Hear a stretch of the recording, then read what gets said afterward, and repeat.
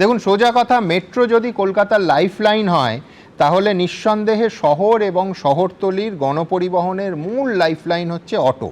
এবং কয়েক বছরে কলকাতার জনসংখ্যা যেরকম বেড়েছে, আমি দ্রুত একবার দেখি যে বাস এবং ট্রামের সংখ্যা কিন্তু আমি পরিসংখ্যানে দেখছি কমেছে, বিশেষ করে কোভিড পরবর্তী সময়। মানে করোনার আগে যতগুলো বাস রুট ছিল এবং সেই সব রুটে যত বাস চলতো তা কিন্তু এখন তুলনামূলকভাবে অনেকটা কম, এবং একটু আরামে একটু তাড়াতাড়ি গন্তব্যে পৌঁছানোর জন্য একেবারে বহু মানুষ অটোতে ভরসা করে। আমি বলছি, এই এলপিজির অভাবে অটো চলাচল যদি বন্ধ হয়ে যায় এবং ইচ্ছে মতো ভাড়া বাড়ে, আমি বলছি তাহলে কিন্তু শহরতলির ব্যবস্থা, শহর এবং শহরতলি দুটোই ভেঙে পড়বে।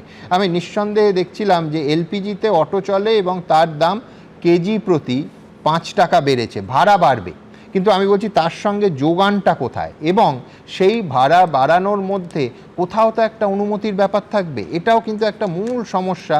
আজকে একজন অটো চালক, তার কথা আমার শুনতে সত্যিই তাদের দিকটাও মানে মনে হচ্ছে খুব ভয়ঙ্করভাবে।